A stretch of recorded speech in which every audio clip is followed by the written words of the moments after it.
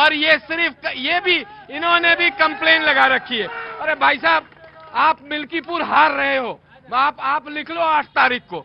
और मैं आपको बताऊं, देखिए कांग्रेस बात कर रही थी, कांग्रेस के प्रवक्ता सिर्फ बता दें कौन सी विधानसभा में कांग्रेस चुनाव लड़ रही है। मैं आ गया, मैं आ जाऊंगा। दिल्ली आम आदमी पार्टी, दिल्ली के पूर्व मुख्यमंत्री के बेटे का एक वीडियो वायरल हो रहा है, वो आप लोगों ने देखा होगा।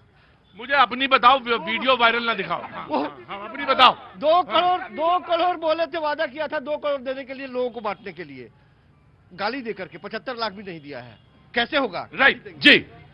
अहमद जैदी, प्रतीक जी, आज बहुत महत्वपूर्ण दिन है, दिल्ली में चुनाव हुए और काफी लोग बहुत मेहनत कर रहे थे। यहाँ पे 2 लोग हैं, कांग्रेस का भी हमें पक्ष सुनाई दिया, समाजवादी का भी। भैया जरा आवाज कम थोड़ा सा। हाँ जी। आम आदमी पार्टी का भी। हाँ। सबसे पहली बात यह है कि दिल्ली में जिस तरह से चुनाव हुए हैं और कई सारे जो सीट हैं उसमें मुस्लिम जो वोटर्स हैं वो निर्णायक भूमिका निभाने वाले हैं। कांग्रेस जो देश की बड़ी पार्टी थी, अपने ही देश की राजधानी, क्या है यार, क्यों इतना हल्ला मचा रहा है? हल्ला आवाज आती है ना। हाँ जी, हाँ जी।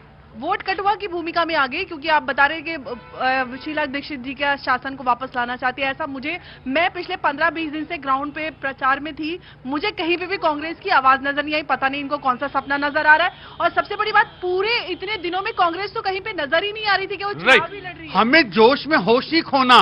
जब आप गाड़ी चलाती हो तो रेड लाइट ग्रीन लाइट का ध्यान रखो, ये समय बताएगा। The time will tell, the time will tell, the day will come. अभी आरती को देखना, दूध का दूध और पानी का पानी। जजमेंट डे आ रहा। जी जी, मैं आ गया। शैलेंद्र जी का, उसके बाद पैनल इज ओपन। राइट।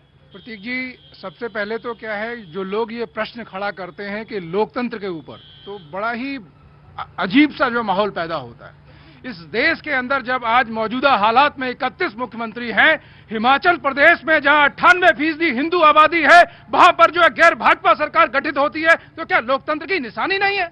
आप बिना सोचे समझे कुछ भी आरोप लगाएंगे, और कौन तय करेगा? जो अब हम जो 24 करोड़ लोग अगर किसी पार्टी को तीसरी बार अगर जो है सत्ता में लाने का प्रयास करते हैं, क्या वो लोकतंत्र नहीं है?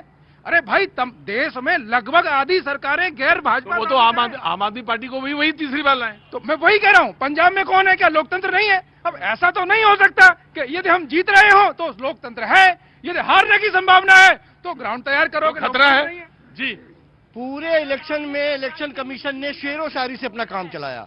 भारत के इतिहास में इस लेवल का इलेक्शन कमीशन किसी ने नहीं देखा। एक टीएन सेशन हुआ करते थे, पैर कांपते थे लोगों के, खुलेआम पैसे बांटे गए, पत्थर बांटे गए, घरों में कैद किए गए। आप लोग जाके सुबह से रो रहे, सुबह से कंप्लेन कर रहे, तमाम वोटिंग पड़ रही है, वहाँ कांग्रेस भी लड़ रही है, वहाँ भाजपा भी लड़ रही है, लेकिन मनीष सिसोदिया सुबह से रो रहे हैं। क्यों रो रहे हैं? क्योंकि आपने मंडावली की जनता को धोखा दिया है, और धोखा देके जब आप दूसरी जगह जंगपुरा गए हैं तो लोगों ने आपके साथ धोखा किया है, लोगों ने आपको सबक सिखाया है। मोदी जी बनारस आए थे, गुजरात छोड़ के भाग के आए थे, एक्सेप्ट किया। आपको हार मिल रही है इसलिए बौखला रहे हैं, आप लड़ रहे हैं पुलिस वालों के साथ, आप बहस कर रहे हैं। आप सुबह से वीडियो देखिए, ये रिजल्ट आने दीजिए, अभी मत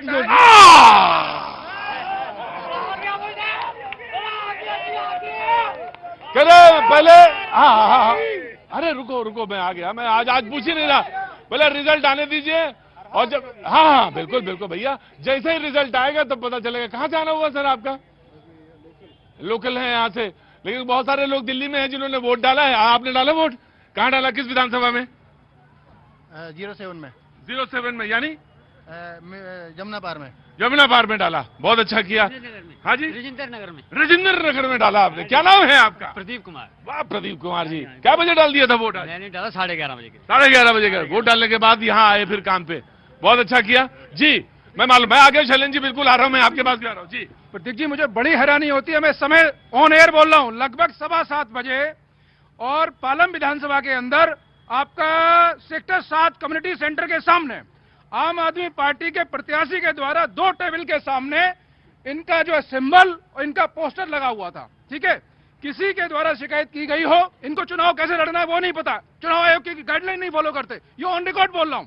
उसके बाद जब पुलिस आती है, वहां इलेक्शन कमीशन के लोग आते हैं, वो जो है उनको हटाते हैं तुरंत, और भाजपा के टेबल पर सिर्फ लीफलेट था, उनको भी कलम कहते हैं हटाइए।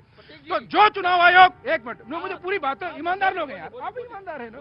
तो जो चुनाव आयोग किसी भी तरह के, चाहे वो लीफलेट हो या पोस्टर हो या फिर सिंबल का शोकेस हो, सबको लगाने से मना करता है, आप उसके ऊपर कैसे प्रश्न खड़ा कर सकते हैं भाई?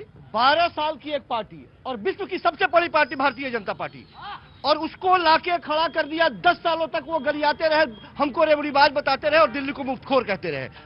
अंत समय में इलेक्शन जब आया, बोला नहीं, पुरानी योजनाओं को भी जारी रखेंगे। ये तो कहना क्या है आपको? अरे कहना यह है कि हमने राजनीति बदल दी, हमको चुनाव लड़ना है।